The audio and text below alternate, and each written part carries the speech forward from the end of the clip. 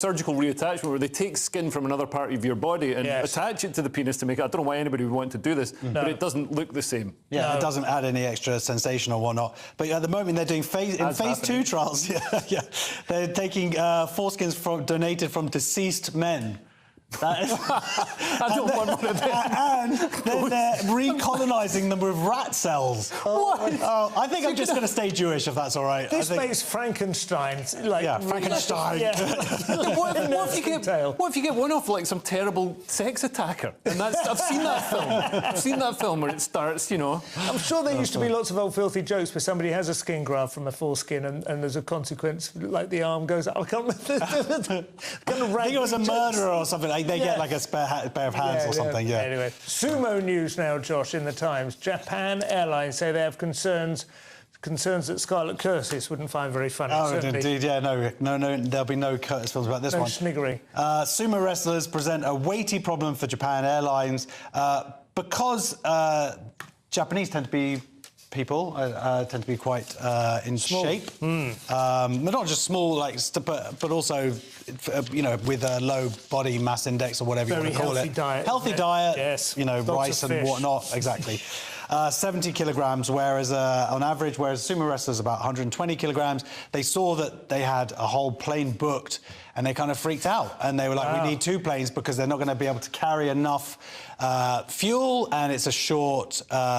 But airline. On the upside, sumo wrestlers probably don't have much baggage, do they? Little roll-up mat, you know. You think it's sort of monastic?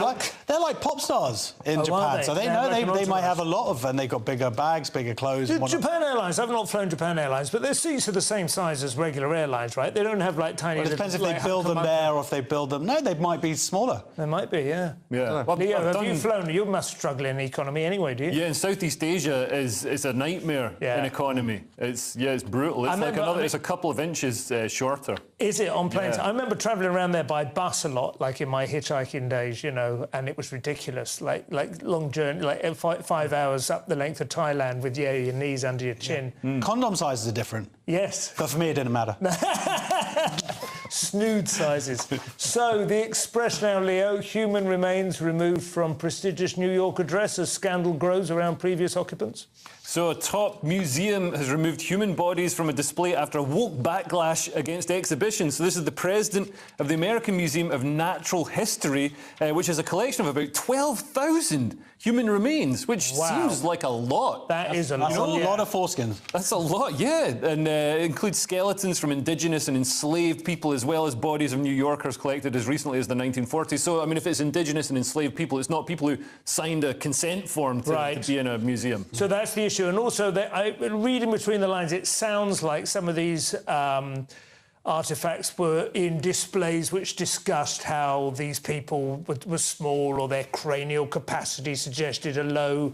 Like you just did with Japanese people. Yeah, exactly, yeah. But I think that was the nature of it, right? It was what they might call human biodiversity, which amounts to racism, essentially. Right. Yeah, it's weird to think that stuff's on display now. Is it that it's actually on display to the public? It's gone now. Or is it more that it was... No, but even up to recently. Oh, okay. Or is it stuff that is just they have held on to... That was displayed in the past. I think they're saying that these artefacts were part of a scientific racism, you know, when that kind of mindset held sway, and so they're tainted by that. But it is a shame. I don't know whether they're being chucked into a skip or whether they're just being quiet. Don't chuck them into a skip. They'll be like, "Oh, you'll be happy with this, woke people. We're chucking it in a skip out the back." Don't worry. No, they've donated them to the British Museum, so they're going to be sold on eBay. That'll be interesting to bid for those. I remember a fella dying and bequeathing his skull to the Royal Shakespeare Company. He wanted to play Yorick in future productions of Hamlet, and he did for a while, and then the actors got freaked out by it and demanded that they replace it with a plastic one. Wow. Finally, Josh, The Mirror. First wrestling, now BBC Wildlife is fixed. What next, Strictly? Exactly. What can we believe anymore? Surely we all knew this. BBC's Hamza Yassin admits some wildlife scenes are faked to gain viewers' sympathy. Yeah. And I think we all kind of knew that. I mean, they've got to be careful about how they do it. They do it subtly with the editing a little bit, but also what they show. Yes. And then they can sort of pull back and everything's good and it's bad and it's... Quite often what you see is like a chase sequence, isn't it? And then the thing gets away at the last minute and you think, oh, thank goodness. Yeah. But most of us pause at some point and go, on the other hand, sometimes He's going to have to catch one of those, or the snow leopard will be extinct for the sake of a rabbit, and I don't think that would be a good outcome. Yeah, and they don't go into a real burrow. They'll have a burrow, you know, a vivarium that they can film through the side of and all the rest of it. Vivarium? Did you just throw that in as if it was like just like one of your regular daily words? What you keep gerbils in. Is that right? Vivarium, nice. Yeah. Or a gerbilarium. But some of them impose more absurdly sophisticated narratives than others, don't they? Do you know what I mean? There's a little scuff. Like Lassie. Yeah. Anyway, do you know what I mean? It's been a wonderful show this evening. I'm very grateful to my guest. It is nearly over. It's been a wonderful show this evening. I'm very grateful to my guest. It is nearly male violent prisoners to be let out early. The Guardian, Gaza humanitarian crisis grows as US bid to ease blockade falters. Financial Times, US-led push to open Gaza crossing falters as Biden weighs Israel visit. The Times, teenage sisters among Britons missing in Gaza. The Mirror, invaders will face tunnel bloodbath. And the Daily Star, let's have a heated debate about the old thermostat. Well, those were your front pages. That's all we have time for. Thank you to my guests, Josh Howie and Leo Kearse. I'll be back tomorrow with Lewis Schaefer and Adam Bloom, so that is bound to be somewhat chaotic. If you're watching at 5 a.m, stay tuned for breakfast. Otherwise, thank you very much for your company. See you again soon. Good night.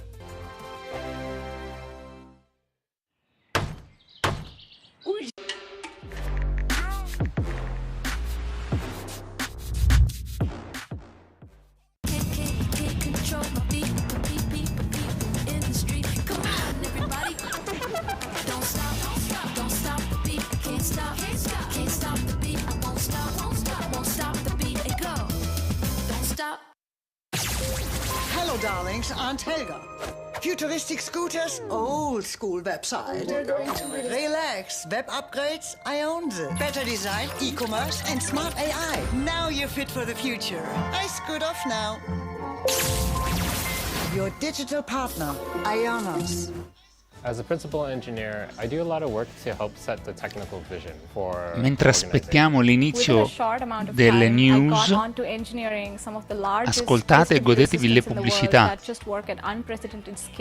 We are all guided by a common culture, which starts with working backwards from what we truly need to be building for our customers. Everyone's just invested in making something happen, and that's kind of a magical feeling when you're all working on that together. This year, Bunny Slope will undergo a complete rebranding so that we can become... Done. I just hired a freelance brand designer in Fiverr. She's got lots of experience with this kind of thing. Great. We're also going to launch an e-commerce website. Done. I found a web developer. And we're going to and a social media manager and an SEO expert.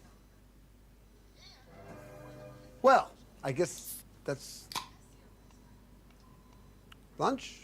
This year, your best business plan is Fiverr. Expand your team with a talented freelancer. And done. The Live Desk with me, Mark Longhurst. And me, Pip Thompson. It's here Monday to Friday on GB News. From midday, we'll bring you the news as it breaks, whenever it's happening and wherever it's happening, from across the UK and around the world. Refreshing, feisty, but with a bit of fun too. If it matters to you, we'll have it covered on TV, radio and online. Join the Live Desk on GB News, the People's Channel, Britain's news channel. So Jubes and Kerr, we tackle the issues of the day with real robust debate, both sides of the fence, battling it out with me in the middle with my forthright opinions and views. And often really interesting things happen because you start with a position and then by the end of the debate you find actually, well, I might not have thought about that one. What we need in this country is 2 new political parties. You should maybe think about doing a 2024 calendar.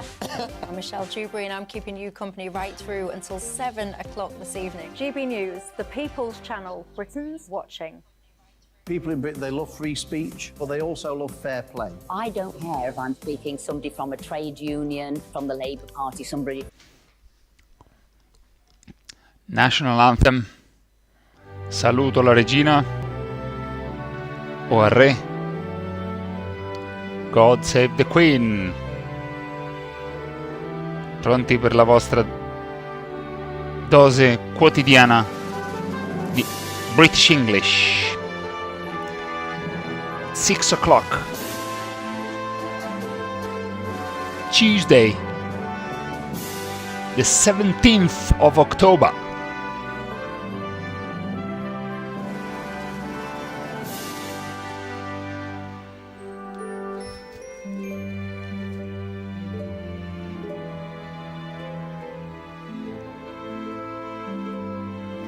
Viaggiamo un po' guardando le immagini del bellissimo Regno Unito, the Great Britain. Beautiful country, very green.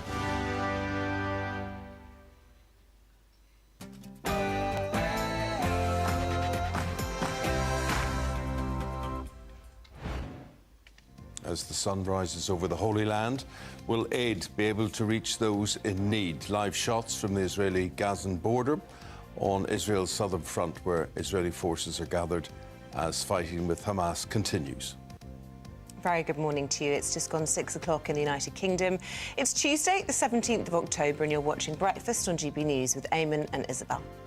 You're very welcome wherever you're watching or listening. Leading the news this morning, US President Joe Biden will visit Israel tomorrow to reaffirm US solidarity and negotiate an opening of the border to get civilians out and aid in. Oh, ok. Quindi siamo andati avanti veloci. Tuesday the 17th of October at 6 o'clock with Breakfast with Eamon and Isabel. Questo ormai l'abbiamo sentito e risentito e andiamo avanti.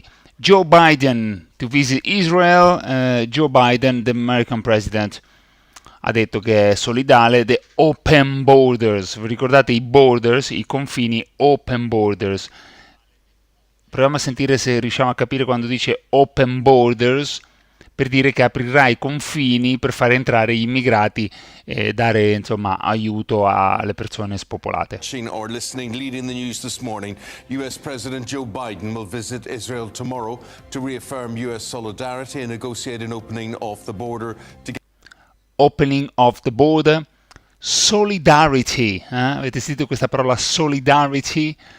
Quindi solidarietà, solidarity, open the border. Joe Biden will visit Israel tomorrow. Will visit. Quindi il futuro, Joe Biden will visit Israel tomorrow. Quindi ascoltiamo queste parole chiave. American President Joe Biden will visit Israel tomorrow. Open borders. Queste sono le parole chiave, no? Visiterà Israele domani. Open borders, aprirà i borders per cosa? Per solidarity. This morning, US President Joe Biden will visit Israel tomorrow to reaffirm US solidarity and negotiate an opening of the border to get civilians out and aid in. 2 British teenagers are being held hostage by Hamas and murdered in the 7th day. It's terror threat to the highest level after 2... Yes, Rishi Sunak faces more by-election. Ok, saltiamo le notizie di cronaca perché troveremo un altro modo di fare pratica inglese, ragazzi, la mattina senza la cronaca. Andiamo alla politica. Developing story. Teamworth by-election. La developing story, quindi andiamo direttamente dalle notizie brutte della cronaca che in questa mattina, insomma la mattina presto non ci aiutano, per andare direttamente alla politica, notizie un po' più leggere. Probabilmente nei prossimi giorni utilizzeremo, vi vorrò far vedere gli show che vi ho fatto vedere ieri, piuttosto che usare la diretta andiamo a vedere direttamente i show, così ci possiamo selezionare le notizie, se siete d'accordo. Intanto vediamo questa developing story. Guardate lo sfondo di Big Ben, guardate lo sfondo, e quindi siamo nella politica. Yes, Rishi Sunak faces more by-election battles this Thursday in Mid-Bedfordshire, that's Nadine Dorah's seat, and also in Tamworth, Chris Pincher's seat. He was the chap who was booted out of government over groping allegations, ultimately led to the fall of Boris Johnson. It's currently neck and neck between the Conservatives and Labour. Ok, complicatissimo il discorso che si fa qua, complicatissimo. Vediamo chi è questo Tamworth. Tamworth è una città, Tamworth è una città, quindi Tamworth è una città, by election, quindi le elezioni, Tamworth by election, Ma quanto è complicato il linguaggio politico, ma quindi parla di la cosa interessante. By-election happens when a seat in the House of Commons becomes vacant between general elections. Ok, quindi le elezioni, dice by-election sono a UK parliamentary by-election happens when a seat in the House of Commons becomes vacant between general elections. Quindi qualcuno si è dimesso e quindi c'è qualcuno che deve fare un'elezione dentro le elezioni, quindi devono sopperire a questo vuoto, che è il by-election. Ma quello che ci interessa a noi è ascoltare l'inglese, quindi Rishi Sunak. Ascoltate Rishi Sunak all'inizio, parla proprio di Rishi Sunak, e quello è importante. Se riuscite a capire Rishi Sunak, che è il Prime Minister of England, già è tanta roba. Sentiamo. Yes, Rishi Sunak faces more. Rishi Sunak, faces more, e dice che è un periodo complicato, e poi parla tutto politichese, che come in italiano non ci si capisce niente, diciamo che è anche di poco interesse. Proviamo semplicemente ad ascoltare, stare sereni ascoltando questa notizia, sapendo che si parla di Rishi Sunak e di una by-election di Tamworth, quindi è come se fosse da noi, che ne so, a Bologna, il nuovo presidente della regione si è dimesso, bla bla bla. Four by-election battles this Thursday in Mid-Bedfordshire, that's Nadine Dorah's seat, and also in Tamworth, Chris Pincher's seat. He was the chap who was booted out of government over groping allegations, ultimately led to the fall of Boris Johnson. It's currently neck and neck between the Conservatives. Boris Johnson. Avete sentito Boris Johnson, che è stato il Prime Minister of the UK some time ago, quindi Boris Johnson, quello là biondino che assomiglia un po' anche a Trump, e Boris Johnson che è anche stato the Mayor of London, il sindaco di Londra. Perché me lo ricordo? Perché l'abbiamo usato per delle elezioni. Boris Johnson, the Mayor of London, beautiful, beautiful. Se cercate su Google, su YouTube, Boris Johnson, Mayor of London, che è il sindaco di Londra, troverete un bellissimo video, a prescindere dalla politica, di Boris Johnson che vi fa vedere le meraviglie di Londra in 2 minuti. Amazing, ve lo straconsiglio. Quindi sentiamo Boris Johnson. He was the chap who was booted out of government over groping allegations, ultimately led to the fall of Boris Johnson. It's currently neck and neck between the Conservatives and Labour. Catherine, thank you. We'll speak again later in the programme. The weather has turned a bit chilly. There's a bit of a wind blowing. Where's it coming from? Alex Deakin. Oh, the weather is chilly, blowing. Where is it coming from? Ovviamente in Britain parlare del meteo è una cosa più interessante del mondo, perché c'è sempre ogni 3 minuti qualcosa. Sentite chilly, questa è una nuova parola che non abbiamo mai sentito in questi giorni. Chilly, che vuol dire freschino, chilly, come per dire un po' freschetto. Il chili è il peperoncino, il piccante, no? Chili pepper. Peperoncino piccante, chili pepper, red hot chili pepper, no? Peperoncino rosso piccante. Quindi chili, che è un po' freschetto, e poi parla anche di wind blowing. Sentiamo. Coming from Alex Deakin. Good morning. In Bedfordshire, that's Nadine out of led to the fall of Boris Johnson. It's currently neck and neck between the Conservatives. Sentiamo il weather. Catherine, thank you. We'll speak again later in the programme. The weather has turned a bit chilly. There's a bit of a wind blowing.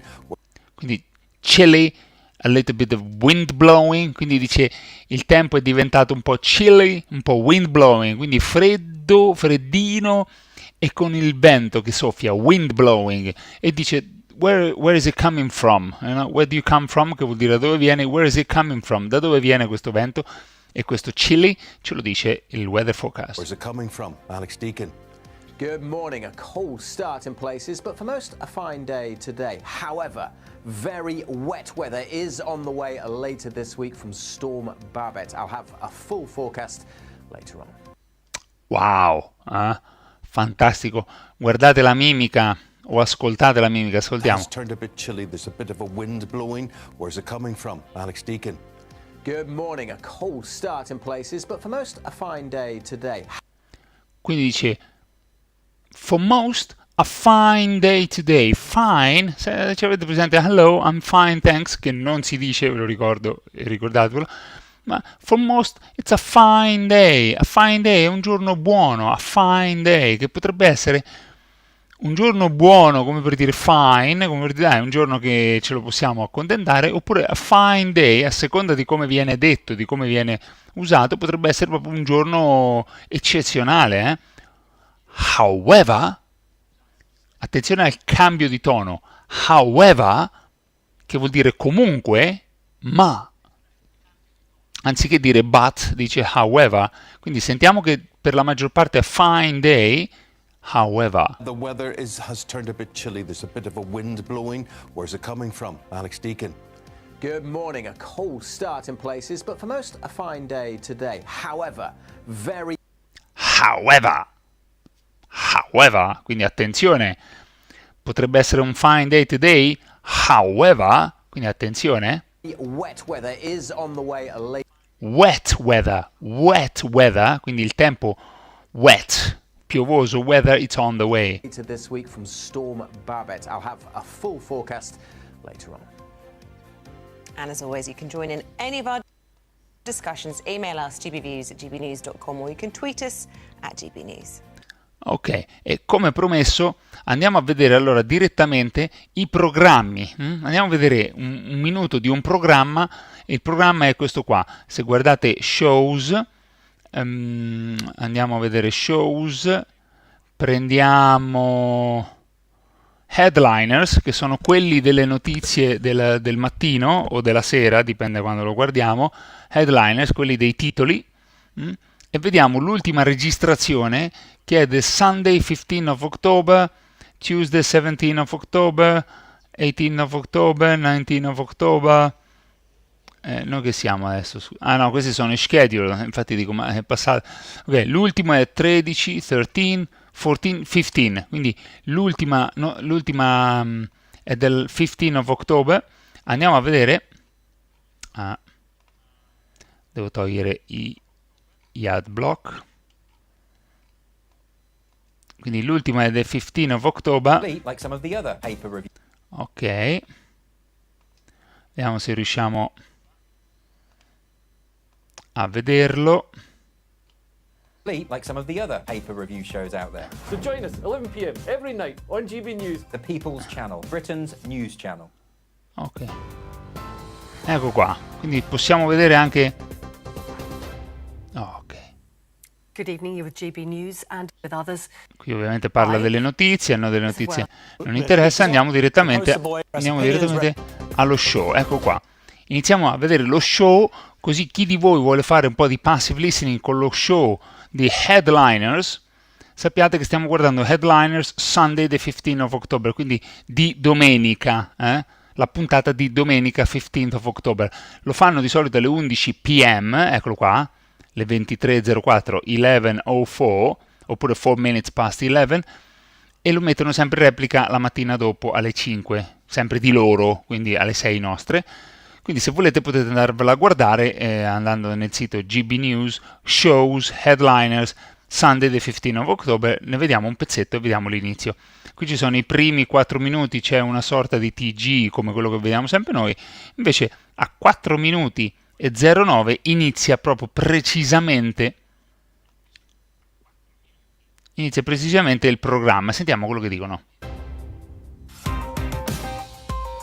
Headliners, quelli dei titoli. Hello and welcome to Headliners. I'm Josh Howie, and joining me to go through Monday's newspapers and express opinions representing about 3% of the UK comedy circuit. Quindi Monday's newspapers, quindi è Sunday, però parleranno del Monday's newspaper, quindi parlano la sera prima dei titoli del giorno dopo. The ever-shrinking Paul Cox and eating disorder poster boy Lewis Schaefer. How are you both? Lovely. How are you? That's very kind of you to ask. I'm good. Yeah. I've got a... Sentite? How are you? I'm good. How are you? I'm good. How are you? I'm good. Got a new... That looks really smart. This was it's kind of second-hand special. Well, that's what counts. Charity shops. I'm all about the charity shops. Love it. Well, what do you think Lewis Schaefer is? Well, mate, look, it doesn't... I mean, I'm waiting for next year's calendar. Yeah, at the end of the day, the true value is in the charity shops of Britain. Interessante. Stanno facendo il commento della giacca, che bella giacca, e gli dice l'hai comprato nel charity shop, e lui dice at the end of the day, quindi dice alla fine dei conti, la ricchezza della Great Britain è nei charity shops. È una cultura che noi in Italia non abbiamo, Una cosa che io quando vado in Great Britain sempre vado nei charity shops perché sono una figata pazzesca. Il charity shop, che praticamente è il negozio di beneficenza, sono molto ben gestiti da tantissime organizzazioni, c'è Oxfam, oppure c'è The Red Cross, ce ne sono penso a decine di organizzazioni che fanno i charity shops. Ogni città ne ha almeno 3, 4, 5, anche piccolissima. Possiamo andare a vedere cosa sono i charity shops UK. E la cosa bellissima, proprio bellissima di questi charity shops, eccoli qua: British Heart Foundation, Cancer Research, Oxfam, Age UK, Bernardo's, Believe in Children. Very, very beautiful. La più grande di tutti è Oxfam, che è Oxford Famine, no? La carestia... famine vuol dire la carestia, Oxford di Oxford, non è carestia di Oxford, ma lavorano sui bambini e sulle persone che muoiono di fame. Insomma, The Salvation Army, Bernardo's, Stowe, Oxfam, eccoli qua. Questi charity shop praticamente sono dei negozi dell'usato, o no, perché sono in beneficenza, quindi potrebbe esserci sia usato che no, dove tutti i British people lasciano le loro cose usate, che non utilizzano, nuove ma che non gli servono più, non per venderle, ma per beneficenza. Poi il negozio le vende, quindi il charity shop vende questi oggetti a prezzi davvero simbolici, e tu puoi trovare, che ne so, una giacca del valore di 500 euro, paradossalmente la puoi trovare a 10 euro, ma non è lo scopo fare gli affari, lo scopo è la charity, cioè fare beneficenza attraverso il riciclo. Quindi non il riciclo dove io vendo, spero di guadagnarci i soldi, dove io cedo il regalo. Il charity shop organizza tutto, i DVD, i libri, e le persone, innanzitutto le persone che vogliono acquistare a un prezzo più basso, trovano delle cose che nei negozi normali non potrebbero comprare, quindi libri a £1, vestiti a 2-3 pounds, prezzi accessibilissimi, quindi dà anche aiuto alla società.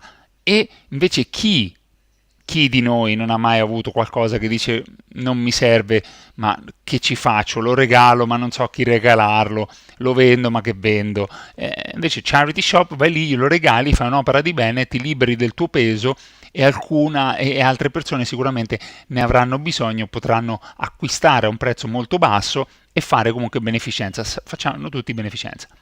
Quindi quindi ascoltiamo che dicono charity, ascoltiamo che dicono charity, parla della sua giacca, mi sembra, adesso non ho ben capito a cosa fa riferimento, perché dice sembri molto, dice you look very smart today, sembri molto bello tu oggi, come sei vestito, e lui dice charity shop, e questo qua biondino gli dice at the end of the day, quindi dice alla fine dei conti il charity shop è la potenza dell'Inghilterra. Sentiamo.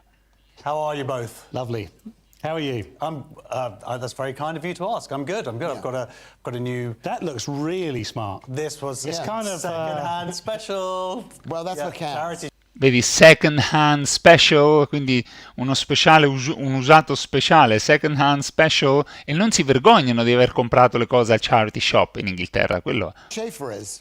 Well, mate, look, it doesn't. I mean, I'm waiting for next year's calendar. Yeah, at the end of the day, the true value is in the charity shops of Britain.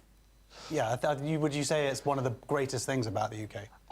Dice, lo diresti che è one of the greatest things about the UK. One of the greatest things about the UK. Una delle cose più belle del Regno Unito sono i charity shops. È vero, confermo.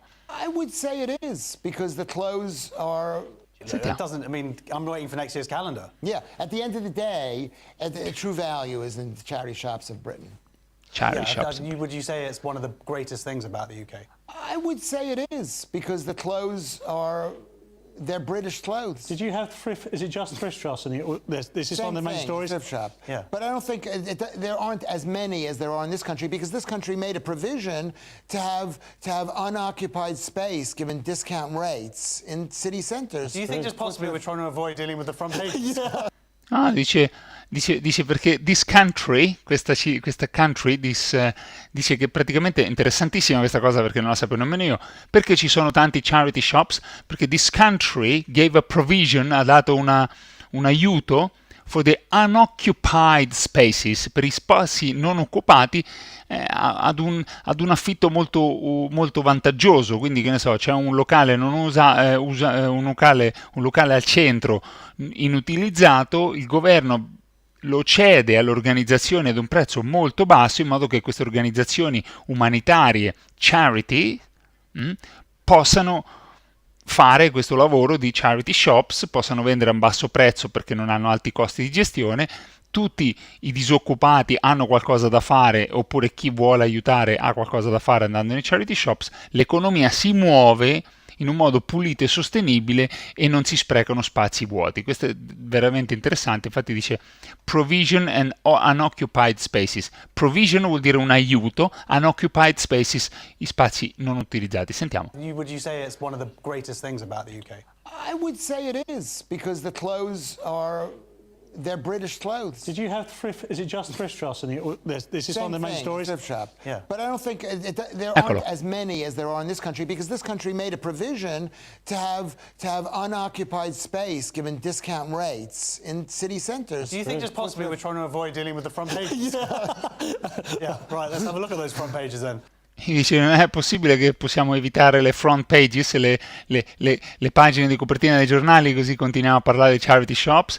Very interesting. Direi, ragazzi, che utilizzare questo programma anziché le news in diretta, visto che in questo periodo le news sono sempre su guerra, morti, eccetera, quindi non ci fa bene, direi che possiamo utilizzare questo programma. Che ne dite? Molto più divertente, molto più funny, molto più British, e quindi proseguiremo domani mattina con il primo pezzo della nuova puntata di Headliners, e poi vi potete continuare e proseguire a guardare Headliners. Vi metto il link nei commenti, così potete avere questa puntata di Headliners e riguardarvela. E quindi direi che ci siamo. Andiamo a vedere velocemente le headlines di 3 giorni fa. Queste vedi sono le prime pagine dei giornali. Ovviamente c'è sempre qualcosa sulla guerra, ma tanto no. Ecco qua. Vabbè, poi dopo diciamo che fanno un attimo una carrellata, ma il massimo che fanno comunque poi dopo è parlare, battute, scherzi, comunque commenti intelligenti. Quindi direi di proseguire con il programma di Headliners. Abbandoniamo le news per qualche giorno, and see you tomorrow morning at 7 o'clock. Bye bye, thank you very much.